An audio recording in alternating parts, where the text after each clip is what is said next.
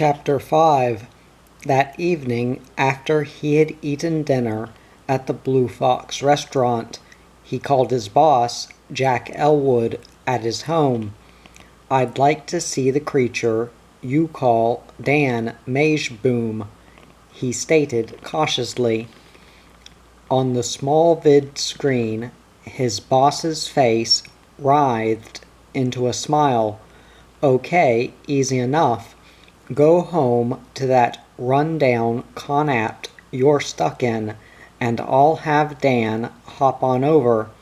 He's here at my house, doing dishes in the kitchen. What made you decide?" "No particular reason," Chuck said, and rang off. He returned to his Connacht at night, with the faulty old recessed lighting turned on. The room was even more depressing than ever, and seated himself to wait for Dan. He heard almost at once a voice in the hall, a man's voice asking for him, and then the Ganymedian slime mold's thoughts formed in his brain. "Mr. Rittersdorf, there's a gentleman in the corridor searching for you. Please open your door and greet him." Going to the door, Chuck opened it. In the hall stood a middle-aged man, short, with protruding belly, wearing an old-fashioned suit. "Are you Rittersdorf?" the man demanded, sullenly. "Geez, what a dump. And it's filled with weird non-teas. What's a Terran doing living here?" He wiped his red, perspiring face with a pocket handkerchief. "I'm Bunny Hintman. You're the script writer, aren't you? Or is this a complete foul-up?" "I'm a simulacrum script writer," Chuck said. This was, of course, Mary's doing. She wanted to be sure he had a good income to support her in the post-marital situation. "How come you didn't recognize me?" Hintman said crossly. "Aren't I world-famous? Or maybe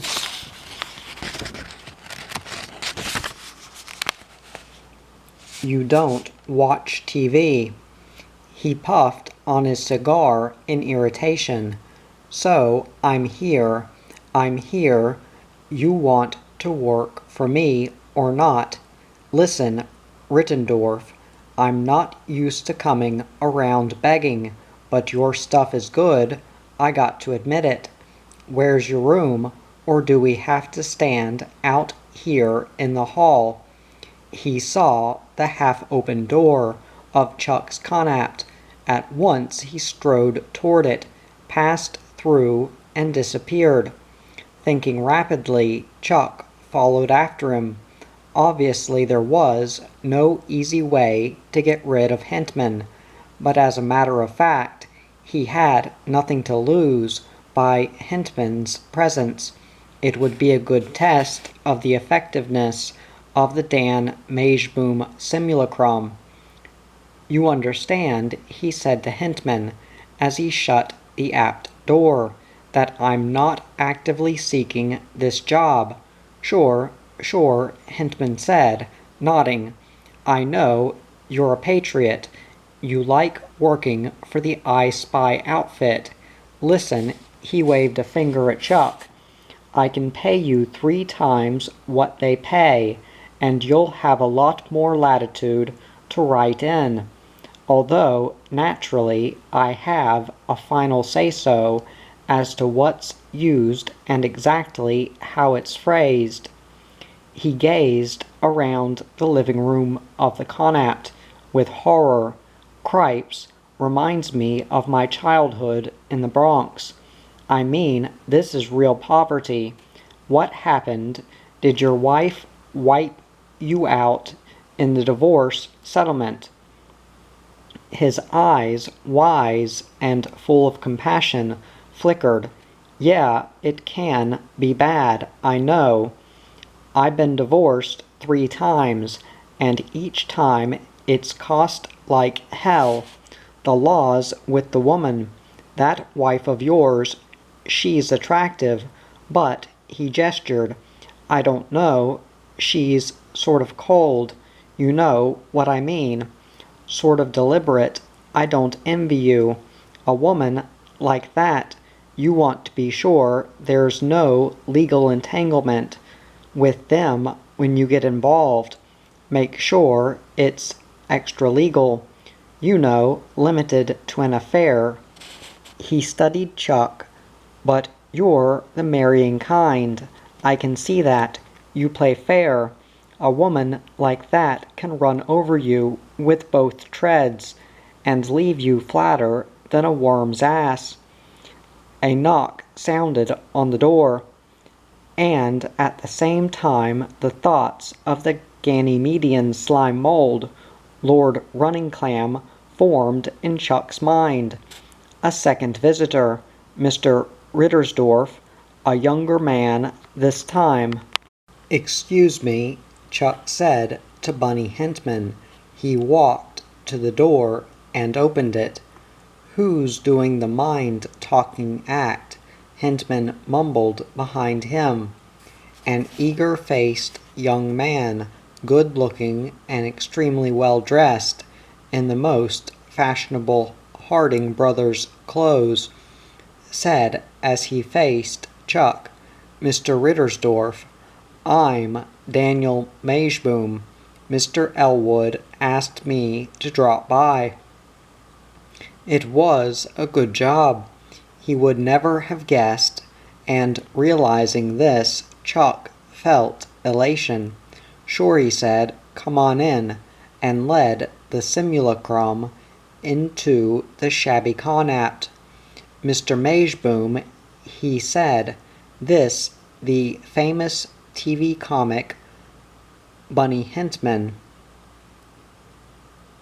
You know, Ya Boom Boom Hintman, who runs out in a big rabbit suit with crossed eyes and flapping ears." "What an honor," Majeboom said, extending his hand. The two of them shook, measuring one another. "I've watched your show many times. It's a fun-filled riot of laughs." "Yeah," Bunny Hintman murmured, glancing dourly at Chuck. Chuck said, "Dan is a new employee in my office. I'm meeting him for the first time." He added, "I'll be working with him from now on." "Naw," Hintman said vigorously. "You'll be working for me, don't you get it? I got the contract with me. I had my lawyers draw it up." He groped in his coat pocket, scowling. "Did I interrupt?" Majeboom said, drawing back circumspectly. "I can come back later, Mr. Rittersdorf, Chuck, if I may call you that." Hintman eyed him, then shrugging, began to unfold the contract. "See here, look at what you're getting paid." He jabbed at it with his cigar. "Can this I Spy outfit pay you anything like that? I mean, making America laugh is patriotic. It helps the morale and defeats the commies. In fact, it's more patriotic than what you're doing, these simulacra. They all are cold, flat balls. They give me the creeps." "I agree," Dan Majeboom said, "but Mr. Hintman, there's another side to the argument. If I can take a moment of your time to explain, Mr. Rittersdorf, Chuck here does a job that no one else can do. Programming simulacra is an art. Without expert programming, they are nothing but hulks, and anyone, even a child, can distinguish them from actual persons. But properly programmed," he smiled, "you've never seen one of Chuck's simulacra in action. It's incredible," he added. "Mr. Petrie does a good job too. In fact, in some ways better." Obviously, it was Petrie who had programmed this simulacra, and was getting in a plug for himself. Chuck could not suppress a grin. "Maybe I ought to hire this guy Petrie," Bunny Hintman said gloomily, "if he's that good." "For your purposes," Majeboom said, "Petrie might be better. I know the element in Chuck's scripts that appeals to you, but the problem is this: it's erratic.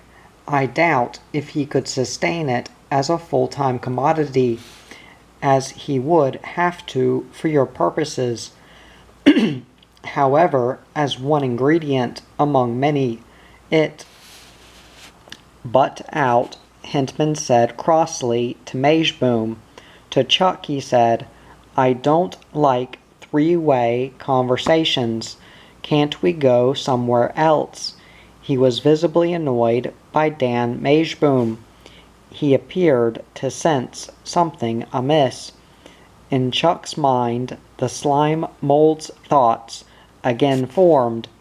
That splendid, lovely girl, although, as you noted, lacking a nipple dilation job, is entering the building. Mr. Rittersdorf looking for you. I have already told her to come on up." Bunny Hintman, obviously also receiving the thoughts of the slime mold, groaned in despair. "Isn't there any way we can talk?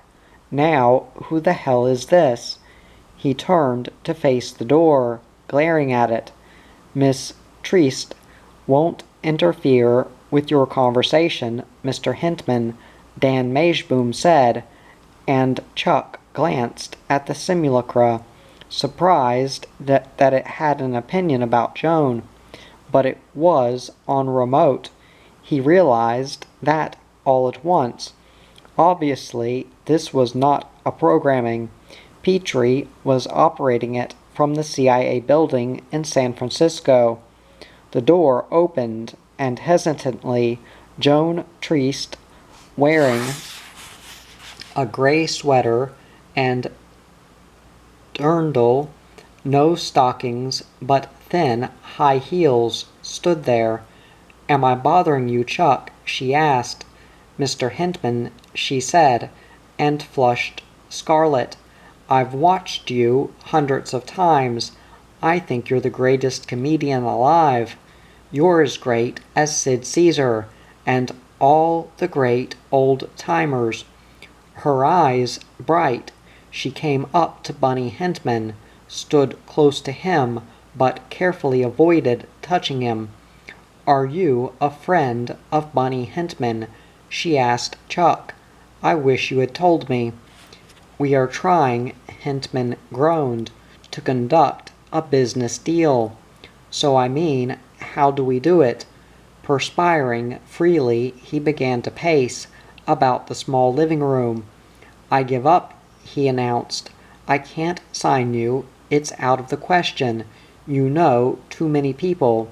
Writers are supposed to be recluse types, living lonely type lives."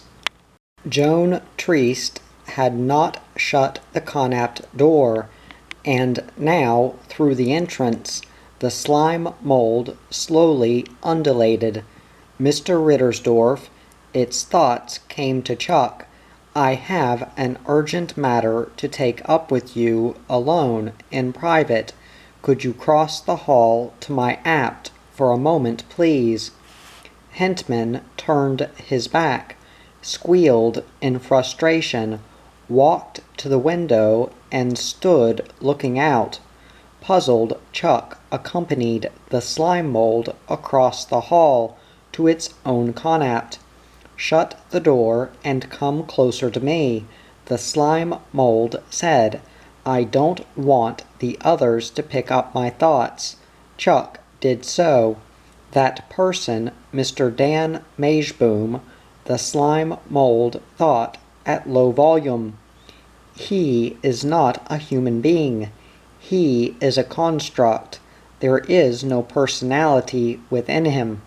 An individual at some distance operates him. I thought I should warn you, since after all, you are a neighbor of mine. Thanks, Chuck said, but I already knew that. But now he felt uneasy. It would not do to have the slime mold prying into his thoughts. In view of the direction they had taken recently. Listen, he began, but the slime mold anticipated him. I have already scanned that material in your mind. It informed him. Your hostility toward your wife.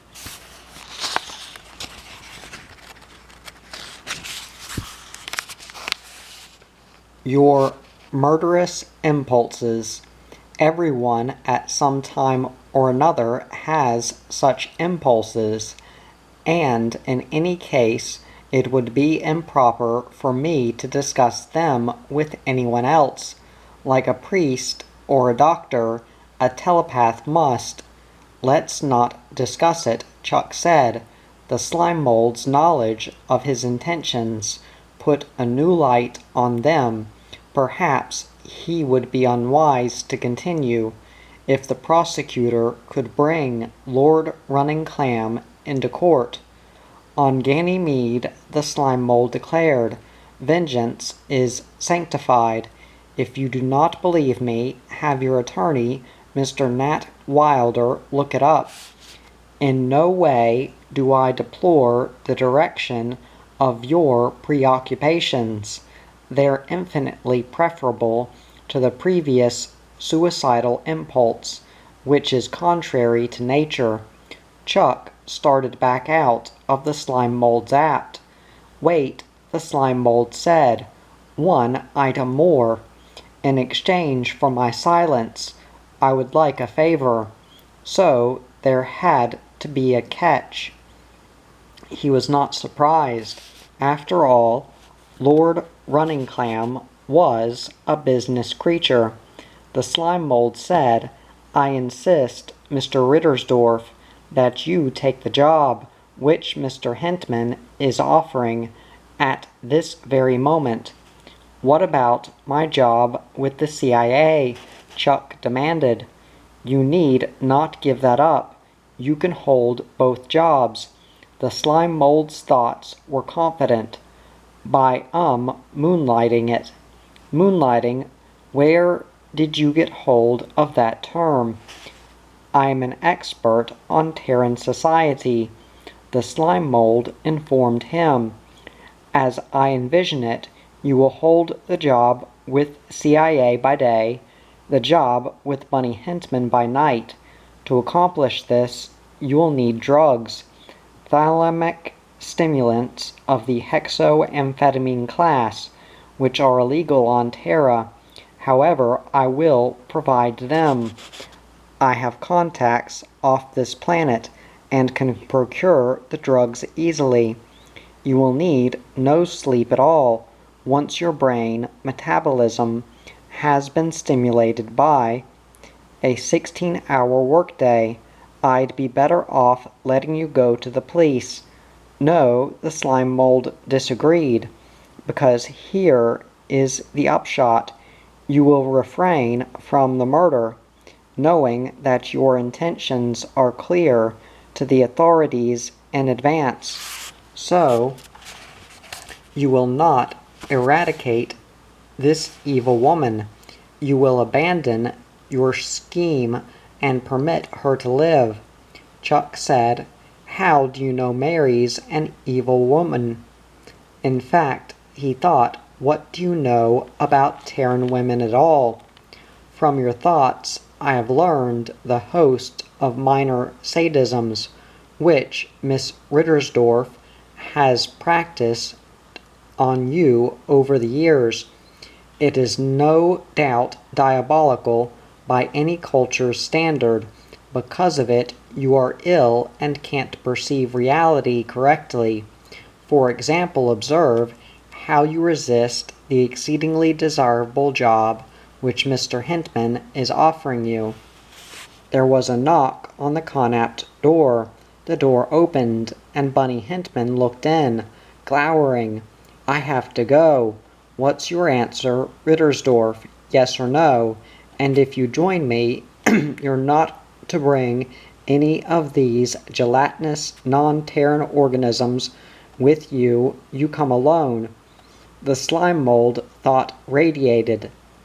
"Mr. Rittersdorf will accept your kind job offer, Mr. Hintman."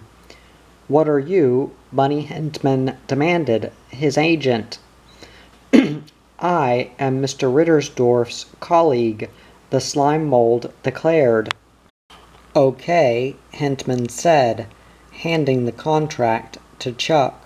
"This calls for an 8-week assignment on your part, 1 full hour script a week, and a once-a-week participation in conference with the other writers. Your salary is 2,000 Turplin skins a week. Okay." It was more than okay. It was twice what he had expected. Accepting the contract, he signed as the slime mold looked on. "I'll witness your signature," Joan Triest said. She too had come into the act and was standing nearby. She signed as witness on the 3 copies, which were then returned to Bunny Hintman. He stuffed them back into his coat pocket, then remembered that one went to Chuck. Bringing it out, he handed it back. "Cheers," the slime mold said. "This calls for a celebration." "None for me," Bunny Hintman said. "I got to go. So long, Rittersdorf. I'll be in touch with you."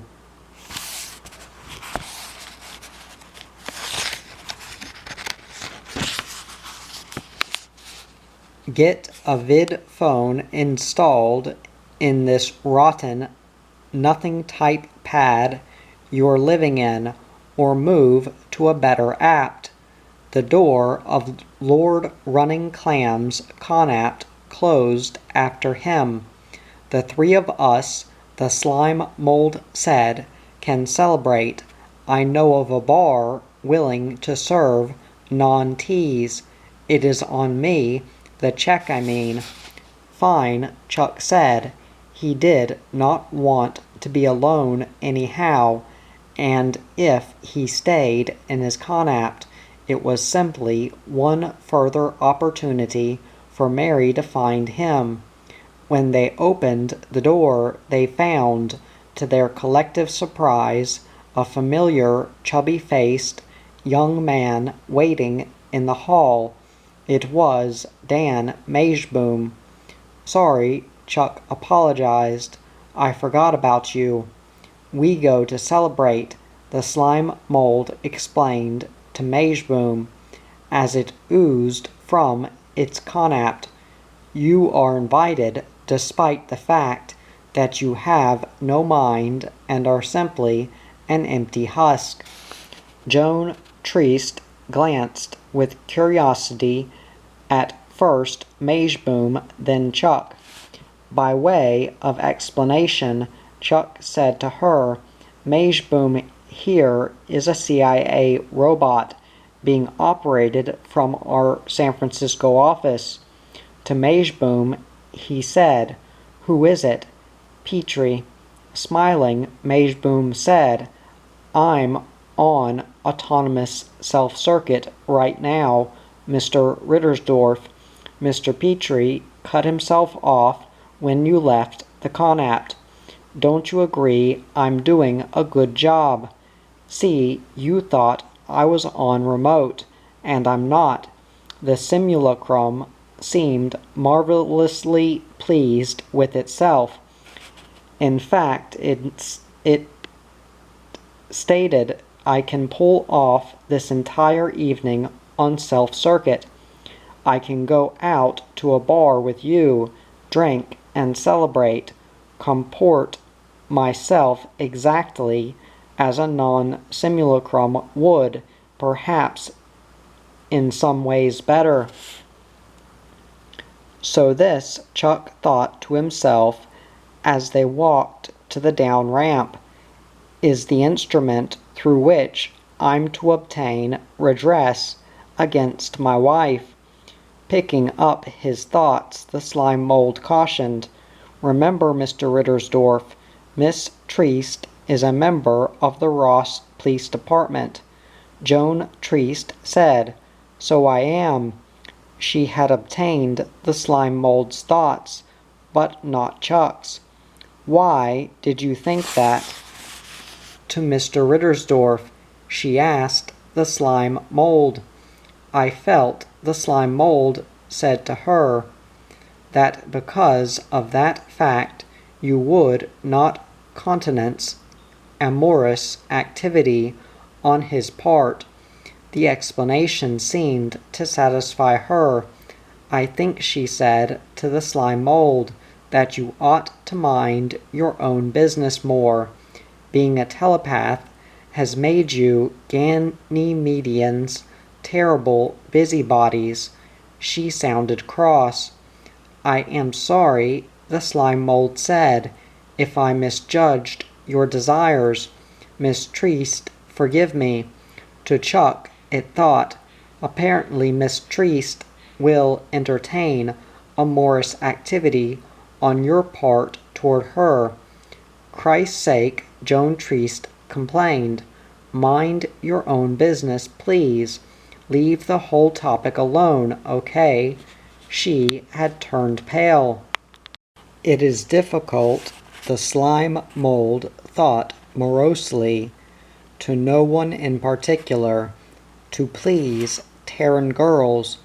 For the rest of the trip to the bar, it carefully did not think anything at all.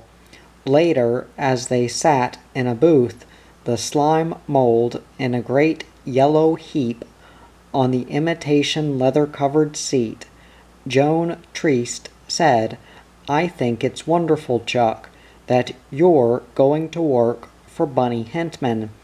What a thrill it must be." The slime mold thought, "Mr. Rittersdorf, it occurs to me that you should refrain, if at all possible, from acquainting your wife with the fact that you now have 2 jobs. If she knew, she would ask for a much larger settlement and alimony." "True," Chuck agreed. It was sound advice.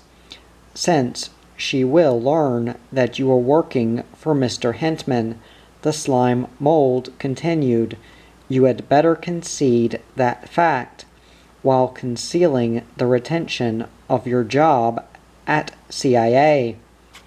Ask your co-workers at CIA, in particular your immediate superior, Mr. Elwood, to cover for you." Chuck nodded.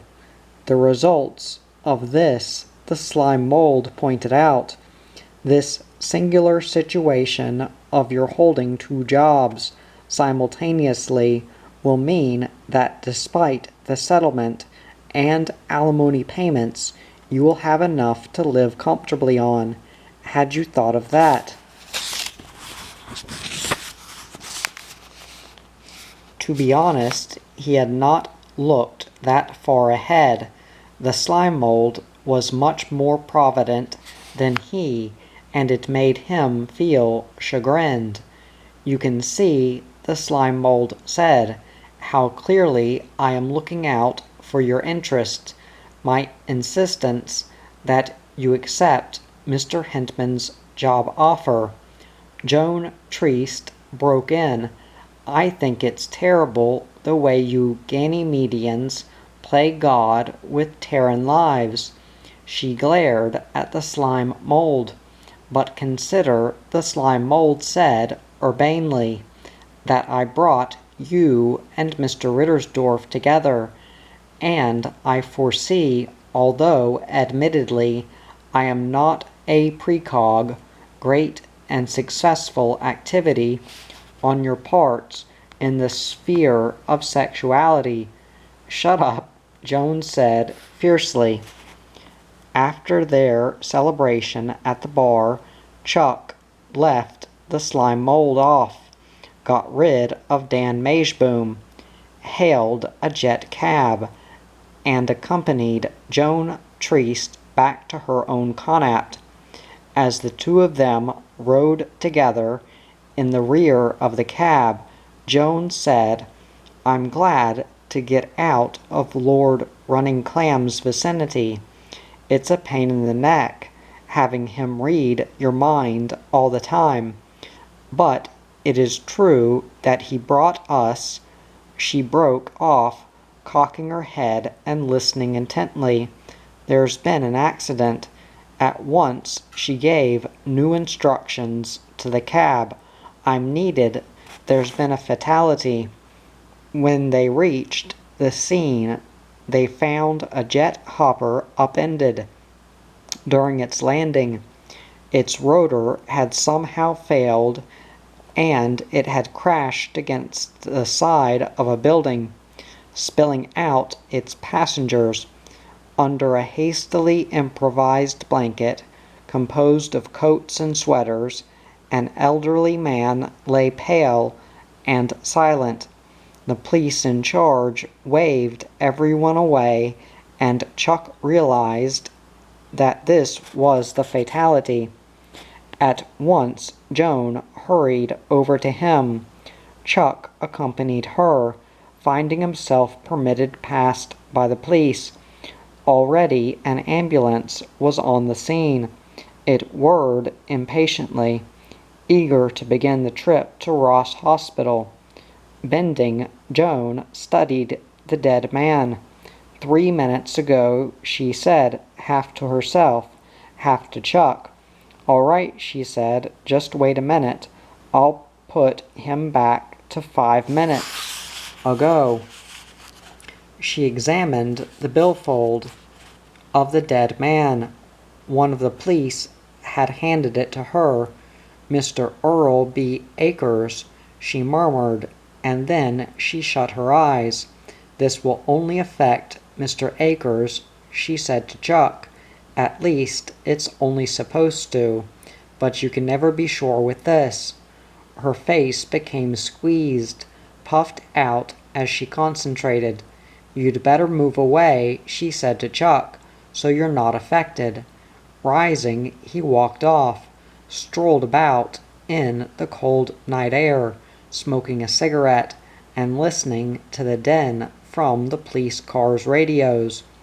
A crowd had gathered, and traffic moved sluggishly, waved on by the police. What a strange girl to get mixed up with, he thought. A member of a police department, and a sigh as well. I wonder what she'd do if she knew what I have in mind for Daniel Majeboom simulacrum. Probably Lord Runningclam is right. It would be catastrophic to let her know. Waving to him, Joan said, "Come here." He walked hurriedly over. Under the improvised blankets, the elderly man was breathing. His chest rose and fell slightly, and at his lips faint bubbles of saliva had formed. "He's back in time 4 minutes," Joan said, "alive again. But after the accident, it was the best I could do." She nodded to the hospital simulacra. At once they approached, bent over the again living injured man. Using what appeared to be an X-ray scanning device, the senior simulacrum studied the anatomy of the injured man, seeking the source of the worst damage. Then it turned to its companion. The simulacra exchanged thoughts, and all at once the junior member of the team opened its metal side, brought out a cardboard carton, which it quickly tore open. The carton contained an artificial spleen Chuck saw in the headlights of the police cars, the stamped information on the discarded pasteboard box, and now the simulacra here in the spot were beginning to operate. One administered a local anesthetic while the other, utilizing a complex surgical hand, began to cut into the dermal wall of the injured man's abdominal cavity. "We can go," Joan said to Chuck, rousing him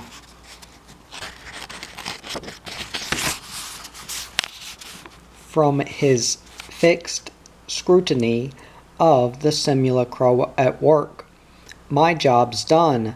Hands in the pockets of her coat, small and slender, she walked back to their jet cab, entered and seated herself to wait for him. She looked tired.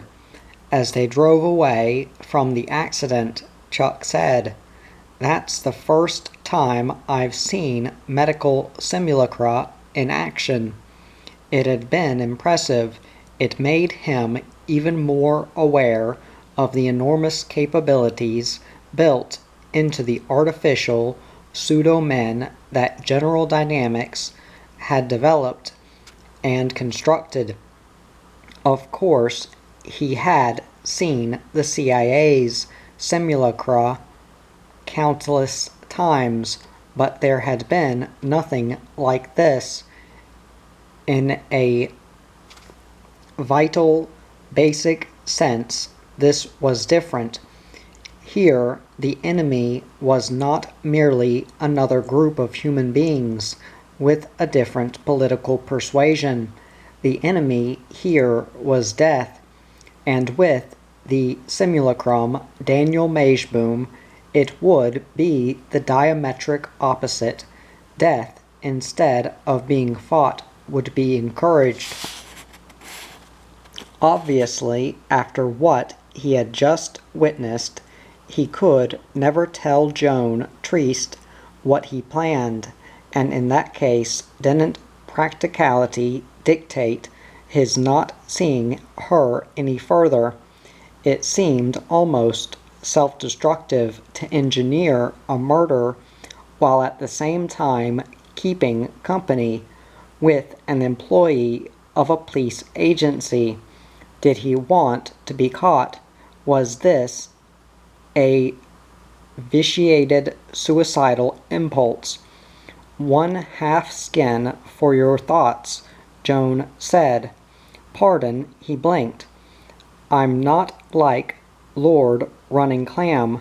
I can't read your mind. You seem so serious. I guess it's your marital problems. I wish there was some way I could cheer you up." She pondered. "When we get back to my Connaught, you come on in," and all at once she flushed, obviously remembering what the slime mold had said. "Just a drink," she said firmly. "I'd like that," he said, also remembering what Lord Runningclam had predicted. "Listen," Joan said, "just because that Ganymedian busybody stuck his pseudo-podium or whatever they have into our lives, that doesn't mean—" She broke off in exasperation, her eyes shining with animation. "Damn him. You know he potentially could be very dangerous. Ganymedians are so ambitious. Remember the terms under which they entered the Terra Alpha War. And they're all like him, a million irons in the fire, always scenting out possibilities." Her forehead wrinkled. "Maybe you should move out of that building, Chuck. Get away from him." "It's a little late for that," he realized soberly. They reached Joan's building. It was, he saw, a modern, pleasing structure. extremely simple in design and, like all new buildings, for the most part subsurface. Instead of rising, it penetrated down. "I'm on floor 16, Joan said, as they descended. "It's a bit like living in a mine. Too bad if you have claustrophobia." A moment later, at her door, as she got out her key and inserted it in the lock, she added philosophically, "However, this is affluent, safety-wise. In case the Alphanes attack again, we've got 15 levels between us and an H-bomb." She opened the door. The app's lights came on. A soft, hazy illumination, a bright streak of light, seared into being, vanished. Chuck, blinded, peered, and then saw, standing in the center of the room, with a camera in his hands, a man he recognized and disliked. "Hello, Chuck," Bob Alphson said. "Who is this?" Joan demanded. "And why'd he take a picture of us?" Alphson said, "Keep calm, Miss Treast. I'm your paramour's wife's attorney. We need evidence for the litigation, which, by the way," he glanced at Chuck, "is on the court calendar for next Monday at 10 a.m. in Judge Brizzolara's courtroom." He smiled. "We had it moved up. Your wife wants it accomplished as soon as possible." "Get out of this apt," Chuck said. Moving toward the door, Alphson said, "Glad to. This film I'm using, I'm sure you've run across it at CIA. It's expensive but helpful." He explained to both Chuck and Joan, "I've just taken an Alphane potent shot. Does that strike a chord? What I have in this camera is not a record of what you did just now, but what will go on here during the next half hour. I think Judge Brizzolara will be more interested in that." "Nothing is going to go on here during the next half hour," Chuck said, "because I'm leaving." He pushed past the attorney and out into the corridor. He had to get away as soon as possible. "I think you're wrong," Alphson said. "I think there'll be something of value on this film. Anyhow, what do you care? It's merely a technical device by which Mary can obtain the decree. There has to be the formal presentation of evidence, and I fail to see how you'll be hurt." Baffled, Chuck turned. "This invasion of privacy. You know there hasn't been any privacy for anybody for the last 50 years, Alphson said. "You work for an intelligence agency. Don't kid me, Rittersdorf." He strolled out into the hall, passed by Chuck, and made his way unhurriedly to the elevator. "If you want a print of the film." "No," Chuck said. He stood watching the attorney until he was gone from sight. Joan said, "You might as well come in. He's got it on the film anyhow." She held the Connaught door open for him, and at last, reluctantly, he entered. "What he did is illegal, of course, but I guess it goes on all the time in court cases." Going into the kitchen, she began fixing drinks. He heard the clink of glasses. "How about Mercury Slumps? I've got a full bottle of." "Anything Chuck said roughly. Joan brought him his drink. He accepted it reflexively.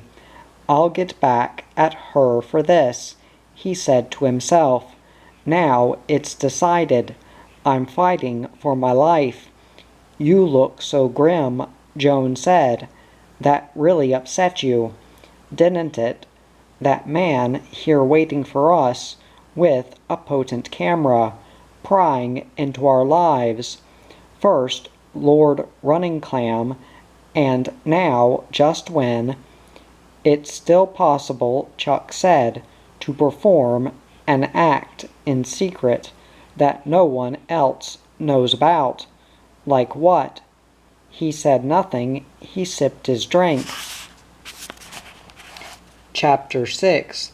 From head-high shelves, cats hopped down. 3 old orange toms and a mottled Manx. Then several part Siamese kittens with fuzzy, whiskery faces, a supple black young tom, and, with great difficulty, a heavy with young calico female. The cats, joined by a small dog, clustered around Ignatz Ledbeur's feet, impeding his progress as he attempted to leave the shack. Ahead lay parts of a dead rat. The dog, a ratting terrier, had caught it, and the cats had eaten what they wished. Ignatz had heard them at dawn growling. He felt sorry for the rat, which had probably been after the garbage heaped on both sides of the shack's single door. After all, the rat had a right to life too, as much so as any human. But of course the dog did not grasp that.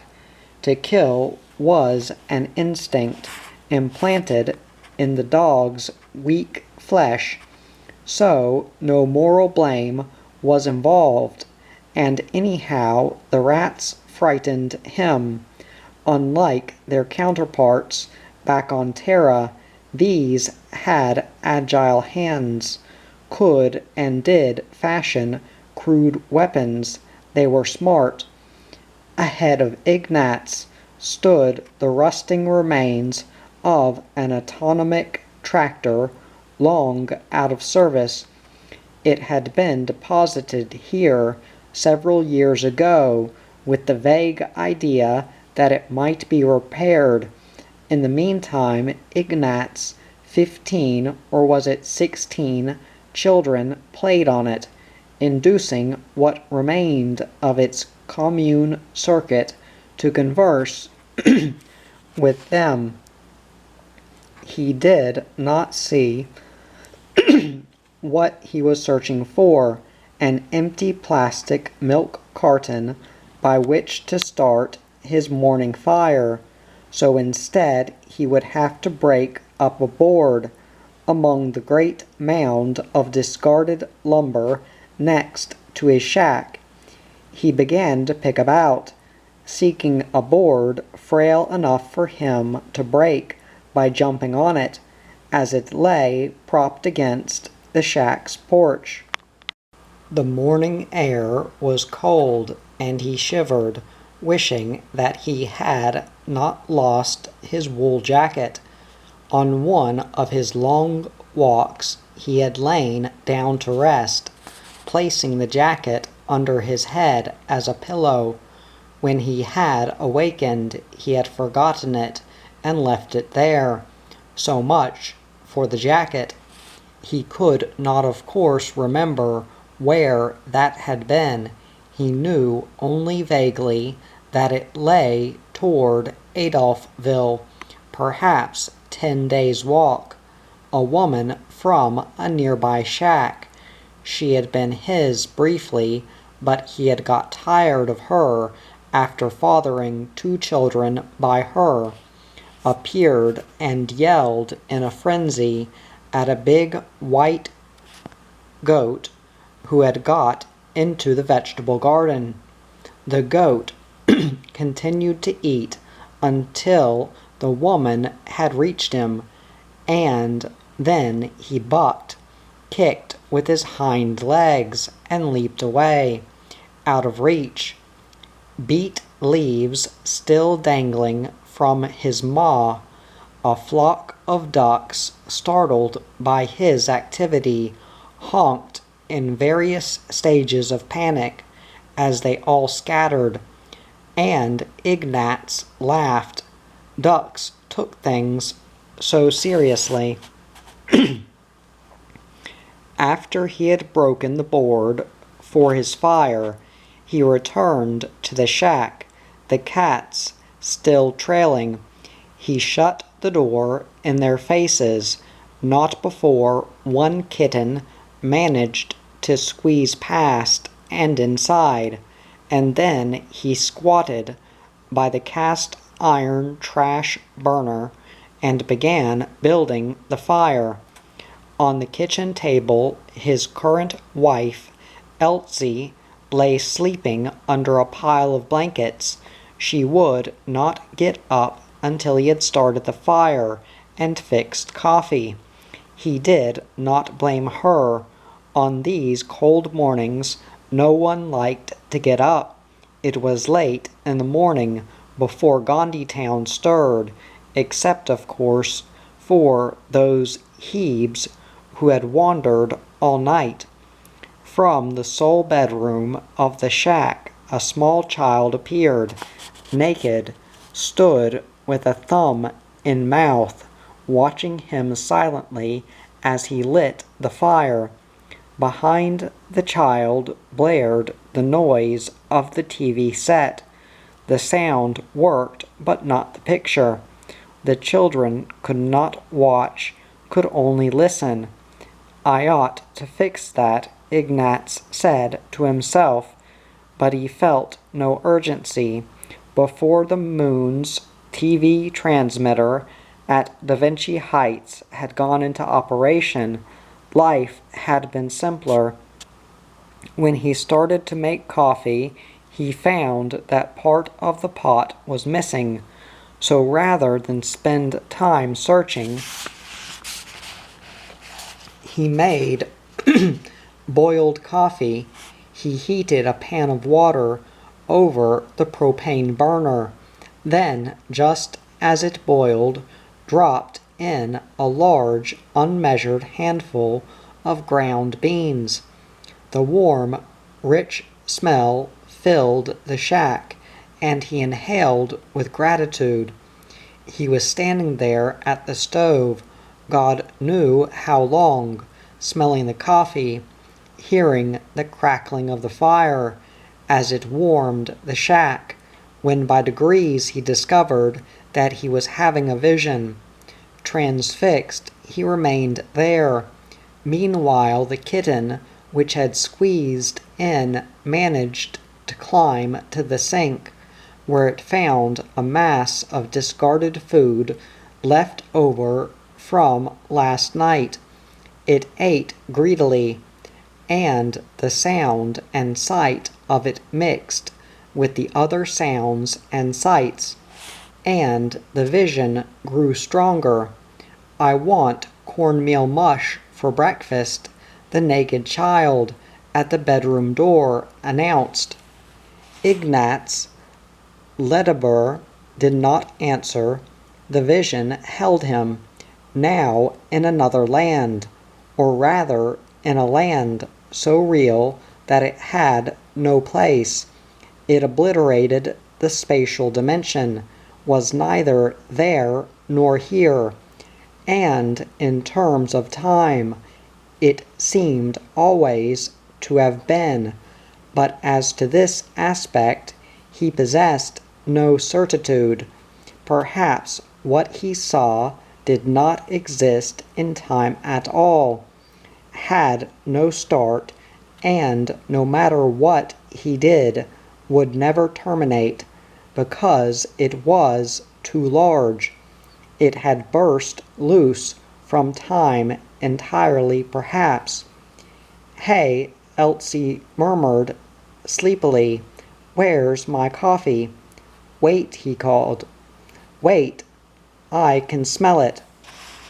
"God damn it, where is it?" She struggled to a sitting position, throwing the covers aside, her body bare, breast hanging. "I feel awful. I feel like throwing up.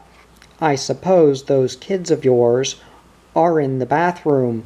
She slid from the table, walked unsteadily from the room. "Why are you standing there like that?" she demanded, pausing at the entrance of the bathroom suspiciously. Ignat said, "Leave me alone." "Leave me alone, my ass. It was your idea. I live here. I never wanted to leave Frank." Entering the bathroom, she slammed the door. It swung back open, and she pushed it, held it shut with her foot. The vision now had ended.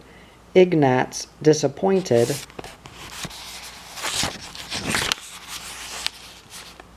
turned away, went with the pan of coffee to the table, shoved the blankets to the floor, laid out 2 mugs, left over from last night's meal, and filled them with hot coffee from the pan.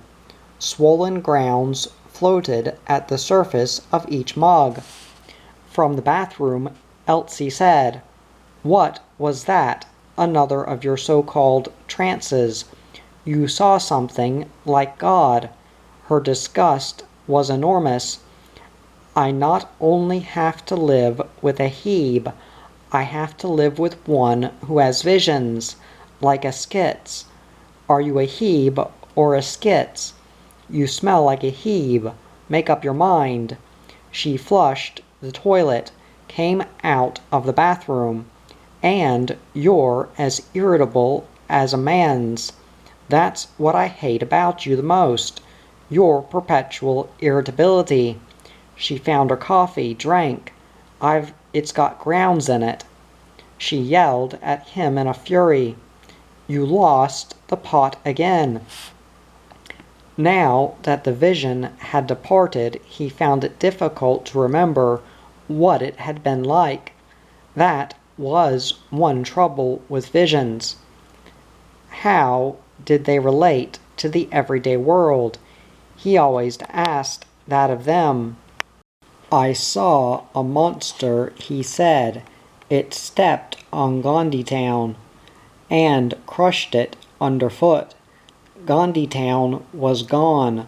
Only a hole remained." He felt sad. He liked Gandhi-town much more than any other spot on the moon. And then he felt afraid, much more than he ever had before in his life. And yet there was nothing he could do, no way to stop the monster. It would come and get them all, even the most powerful manses with all their clever ideas, their ceaseless activity, even the pairs who tried to defend themselves against everything, real and unreal alike.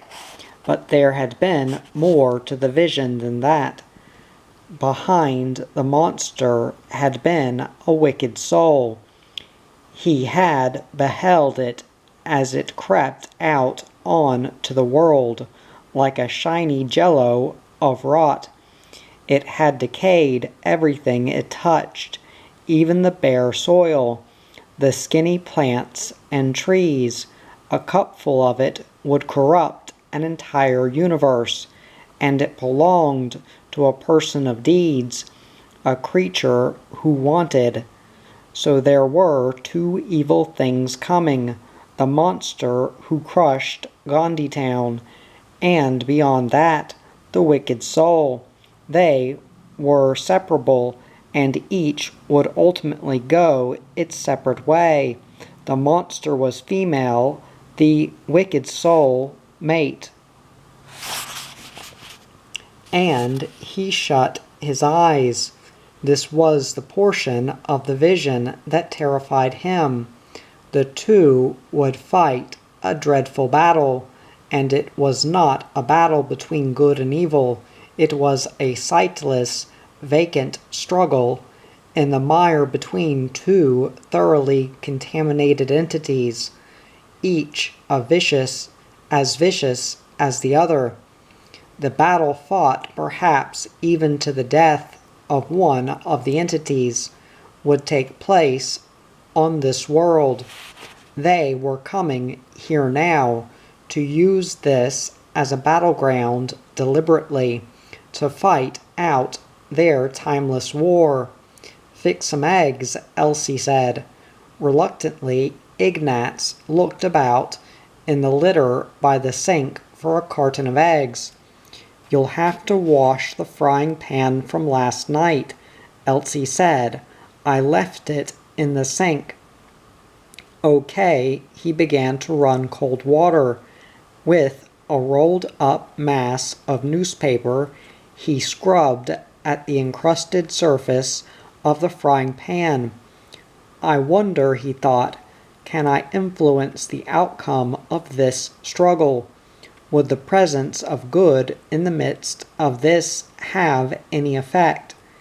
He could summon all his spiritual faculties and try, not only for the benefit of the moon, for the clans, but for the two dismal entities themselves, perhaps to ease their burden. It was a thought-provoking idea, and as he scoured the frying pan, he continued to entertain it. Silently, no use telling Elsie. She would merely tell him to go to hell. She did not know his powers, inasmuch as he had never revealed them to her. When in the right mood, he could walk through walls, read people's minds, cure illness, cause evil people to become ill, affect the weather, blight crops. He could do almost anything, given the right mood. It derived from his saintliness. Even the suspicious pairs recognized him as a saint. Everyone on the moon did, including the busy, insulting Manses, when they took time out from their activity to glance up and notice him. If anyone can save this moon from the two dingy organisms approaching, Ignatz realized, "It is I. This is my destiny." "It's not a world, it's just a moon," Elsie said, with bleak contempt. She stood before the trash burner, dressing herself in the clothes she had taken off the night before. She had worn them for a week now, and Ignatz observed, not without a trace of relish, that she was well on her way to becoming a Hebe. It would not require much more. And it was a good thing to be a Hebe, because the Hebe had found the pure way, had dispensed with the unnecessary. Opening the door of the shack, he stepped out, once more into the morning cold. "Where are you going?" Elsie shrieked after him. Ignatz said, "To confer." He shut the door behind him, and then, with the cats trailing, set off on foot to find Omar Diamond, his colleague among the Skitzes. By means of his psionic, unnatural powers, he teleported here and there about the moon, until at last, sure enough, there was Omar, seated in council at Adolfville, with a representative of each clan. Ignatz levitated to the 6th floor of the great stone building, bobbed against the window and rapped until those within noticed him and came to open the window for him. God, Ledbetter, Howard Straw, the man's rep, declared, "You smell like a goat."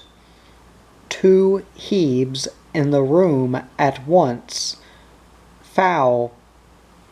He turned his back on everyone, walked off, and stood staring into space, fighting to hold back his man's anger. The pair rep, Gabriel Baines, said to Ignatz, "What's the purpose of this intrusion? We're in conference." Ignatz Ledbetter communed silently with Omar Diamond, telling him the urgency of their need. Diamond heard him, agreed, and at once, by combining their skills, the 2 of them left the council chamber. He and Diamond walked together across a grassy field, in which mushrooms grew. Neither spoke for a time. They amused themselves by kicking over mushrooms. At last Diamond said, "We were already discussing the invasion. It's going to land in Gandhi-town," Ignatz said. "I experienced a vision. Those who are coming will." "Yes, yes," Diamond said irritably. "We know their chthonic powers. I acquainted the delegates with that fact. No good can come from chthonic powers because they're heavy. Like the corporeal anime they will sink down into the earth, become mired in the body of the planet." "Moon," Ignatz said, and giggled. "Moon." Then Diamond shut his eyes, walked without missing a step, even though he could no longer see where he journeyed. He had retreated, Ignatz realized, into a momentary, voluntary catatonia. All the Skitzes were prone to this, and he said nothing. He waited. Halting, Omar Diamond mumbled something which Ignatz could not catch. Ignatz sighed, seated himself on the ground. Beside him, Omar Diamond stood in his trance, and there was no sound except the faint rustling of far distant trees beyond the limits of the meadow. All at once Diamond said, "Pool your powers with mine, and we will envision the invasion," so clearly that again his words became arcane mumbling. Ignatz, even a saint, could be annoyed, sighed again. "Get hold of Sarah Apostles," Diamond said. "The 3 of us will evoke a view of our enemy, so real that it will actualize. We will control our enemy and his arrival here." Sending out a thought wave, Ignatz contacted Sarah Apostles, asleep in her shack in Gandhi-town. He felt her awaken, stir, mumble, and groan as she rose from her cot to stagger to her feet. He and Omar Diamond waited, and presently Sarah appeared. She wore a man's coat and man's trousers, tennis shoes. "Last night," she said, "I had a dream. Certain creatures are hovering near here, preparing to manifest themselves." Her round face was twisted with worry and a nagging, corroding fear. This gave her an ugly, contracted look, and Ignatz felt sorry for her. Sarah had never been able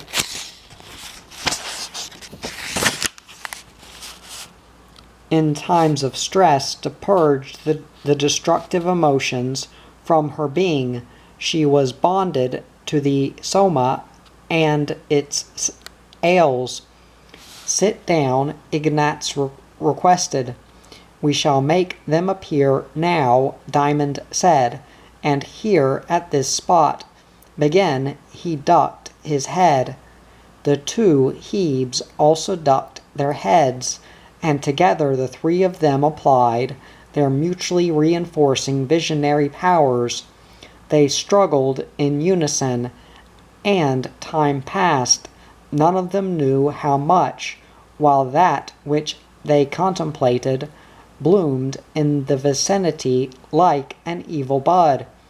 "Here it is," Ignatz said, and opened his eyes. Sarah and Diamond did also. They looked up into the sky and saw, lowering itself tail first, a foreign ship. They had been successful. Blowing vapors from its rear, the ship settled to the ground, 100 yards to their right. It was a large ship, Ignatz perceived, the largest he had ever seen. He too felt fright, but as always he managed to control it. Many years had passed since. Phobia had been a factor for him to deal with. Sarah, however, looked palpably terror-stricken as she watched the ship tremble to a halt, saw the hatch slide open as the occupants prepared to excrete themselves from the great tubular organism of metal and base plastic. "Have them approach us," Omar Diamond said, his eyes once again squeezed shut. "Have them recognize our existence. We will force them to take note of us and honor us." Ignatz joined him instantly, and after a pause, so did frightened Sarah Apostles, to the extent possible for her. A ramp descended from the hatch of the ship. Two figures appeared, then lowered themselves step by step to the ground. Ignatz said hopefully to Diamond, "Shall we produce miracles?" Eyeing him, Diamond said with doubt, "Such as?" "I do not customarily work magic," Sarah said. "Together Ignatz and I can accomplish this." To Ignatz she said, "Why don't we transfigure them with the specter of the world spider as it spins its web of determination for all life?" "Agreed," Ignatz said, and turned his attention to the chore of summoning the world spider, or, as Elsie would say, the moon spider. Before the two figures from the ship, blocking their way, appeared a glistening manifold of web strands, a hastily erected structure by the never-ceasing toils of the spider. The figures froze. One of them said something unutterable. Sarah laughed. "If you let them amuse you," Omar Diamond said severely, "we will lose the power which we hold over them." "I'm sorry," Sarah said, still laughing, but it was already too late. The heap of shimmering web fragments dissolved, and Ignatz saw to his dismay. So did Omar Diamond and Sarah. He found himself seated alone. Their triumvirate had been extinguished by one instant of weakness, nor did he sit still on the field of grass. He sat instead on a heap of junk. in his own front yard in the center of Gandhi town. The invading macroorganisms had regained control of their actions, had managed to revert to their own plans. Rising, Ignatz walked toward the two figures from the ship, who now stood uncertainly looking around them. Beneath Ignatz's feet, his cats romped and raced. He tripped, almost sprawled. Cursing to himself, he pushed the cats aside, trying to retain a measure of gravity, of dignified continence, before these invaders. However, this was impossible, because behind him the door of the shack had opened, and Elsie had come out. She had spoiled even this last-ditch stand on his part. "Who are they?" she yelled. Irritably, Ignatz said, "I don't know. I'm going to find out." "Tell them to get the hell out of here," Elsie said, her hands on her hips. She had been a man's for several years, and she still retained the arrogant hostility learned at Da Vinci Heights. Without knowing what she was up against, she was prepared to do battle, perhaps he thought, with a can opener and a skillet. That amused him, and he began to laugh. Once he started, he could not stop.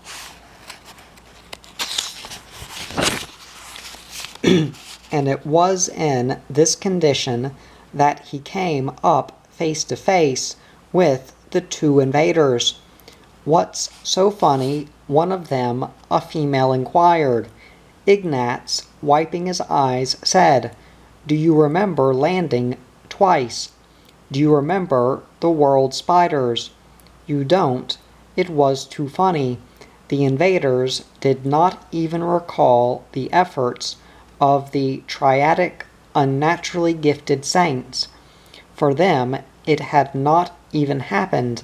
It had not even been a delusion, and yet into it had gone all the efforts possible on the part of Ignatz Ledebur, Sarah Apostles, and the Skits, Omar Diamond. He laughed on, and meanwhile the two invaders were joined by a third and then a fourth. One of them, a male, sighed as he looked around. "Lord, what a run-down dump this place is. You think it's all this way, but you can help us," Ignatz said. He managed to gain control of himself, pointing to the rusting hulk of the autonomic tractor on which the children played. He said, "Could you put yourself out to the extent of lending a hand to repair my farming equipment, if I had a little help?" Sure," one of the men said. "We'll help clean up this place." He wrinkled his nose in disgust. Evidently he had smelled or seen something that offended him. "Come inside," Ignatz said, "and have coffee." He turned toward the shack. After a pause, the three men and the woman reluctantly followed. "I have to apologize for the smallness of the place," Ignatz said, "and the condition it's in." He pushed open the door, and this time most of the cats managed to squirm into the shack. Bending, he picked up one after another, tossed them back outdoors. The four invaders uncertainly entered, stood about looking acutely unhappy. "Sit down," Elsie said, summoning a modicum of politeness. She put the tea kettle on the stove, lit the burner. "Just clear off that bench," she directed. "Push the stuff anywhere on the floor if you want." The four invaders, reluctantly, with tangible aversion, pushed the mass of children's soiled clothing on to the floor, seated themselves. Each had a vague, stunned expression, and Ignatz wondered why. The woman haltingly said, "Couldn't you clean up your home here? I mean, how do you live in such—" She gestured, unable to continue. Ignatz felt apologetic, but after all, there were so many more important matters, and so little time. Neither he nor Elsie could seem to find the opportunity to straighten things up. It was wrong, of course, to let the shack get like this, but he shrugged. Sometime soon, perhaps, and the invaders could possibly help here too. They might have a work sim that could pitch in. The Manses had them, but they charged too much. Possibly the invaders would loan him a work sim free. A rat from its hole behind the ice box scuttled across the floor. The woman invader, seeing the little clumsy weapon which it carried, shut her eyes and moaned. Ignatz, as he fixed the coffee, giggled. Well, no one had asked them to come here. If they didn't like Gandhi-town, they could leave. From the bedroom, several of the children appeared, gaped in silence at the four invaders. The invaders sat rigidly, saying nothing, waiting in pain for their coffee, ignoring the blank, staring eyes of the children. In the large council room at Adolphville, the Hebe rep, Jacob Simeon, spoke up suddenly. "They've landed at Gandhi-town, there with Ignatz Ledebur." Furious, Howard Straw said, "While we sit here talking, enough of this time-wasting gabble. Let's wipe them out. They have no business on our world. Don't you agree?" He poked Gabriel Baines. "I agree," Baines said, and moved a trifle further away from the man's delegate. "How did you know?" he asked Jacob Simeon. The Hebe snickered. "Didn't you see them here in the room, the astral bodies? It was Ignatz who came here. You don't remember that? He came and took Omar Diamond with him. But you've forgotten that, because it never happened. The invaders made it unhappen by dividing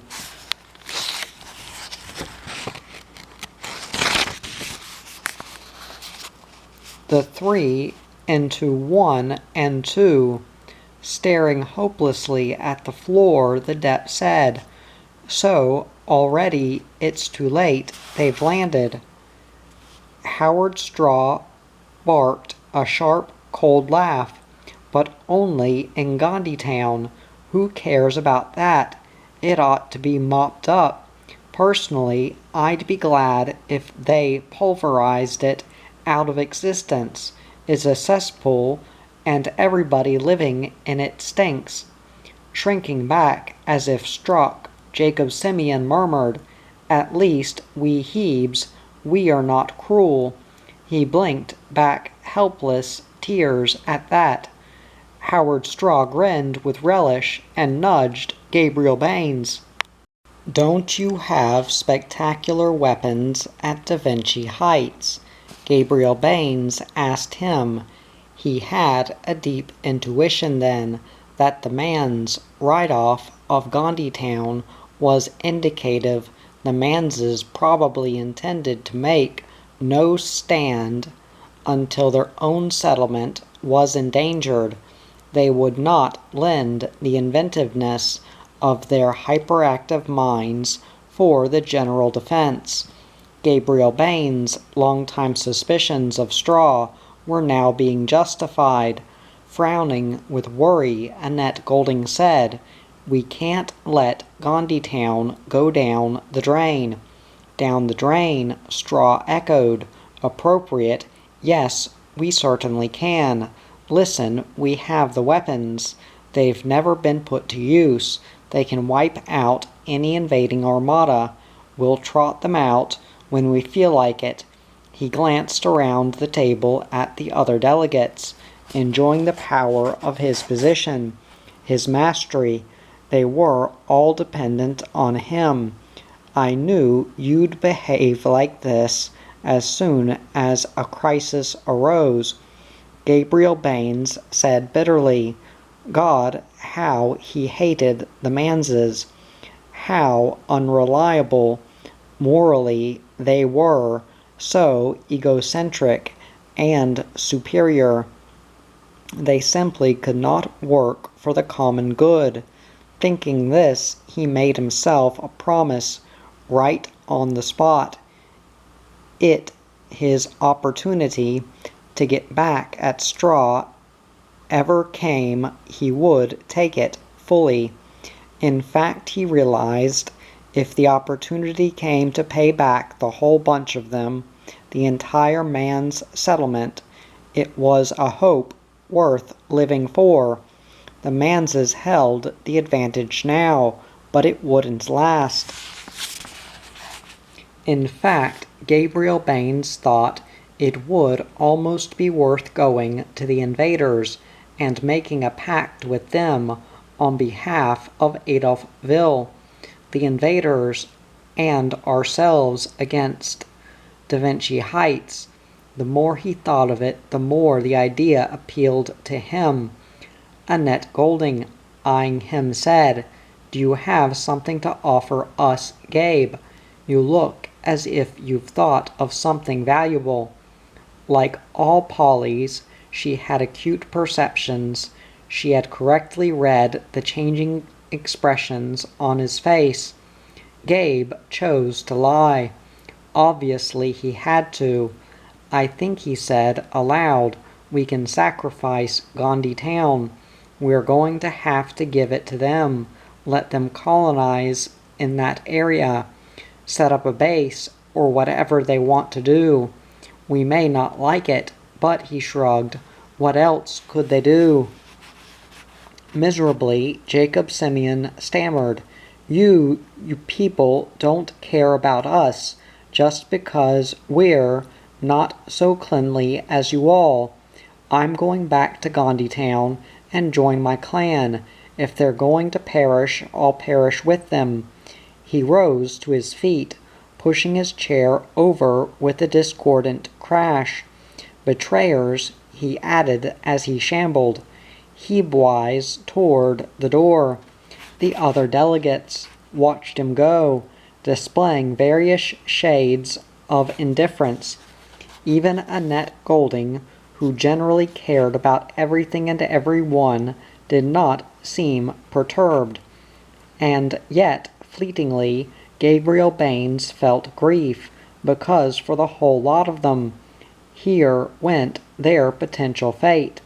Every now and then a full pair, or Polly, or Skits, or even Mans, drifted by insidious, imperceptible degrees into Heeb-hood. So it could still come about any time. And now Baines realized, if that happens to any of us, there will be no place to go.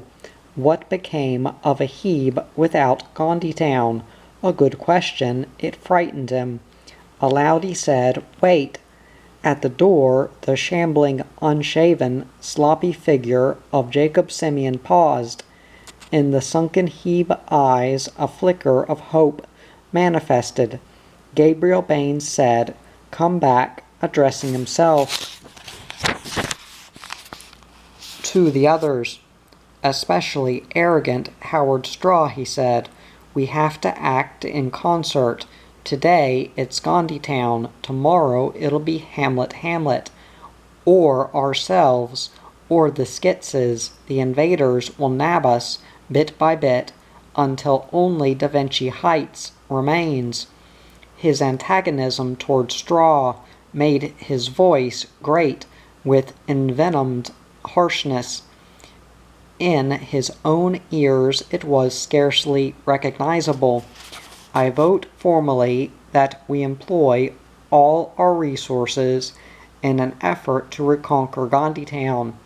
We should make our stand there, right in the middle of the heaps of garbage, animal manure, and rusting machinery," he said to himself, and winced. After a pause, Annette said, "I second the motion."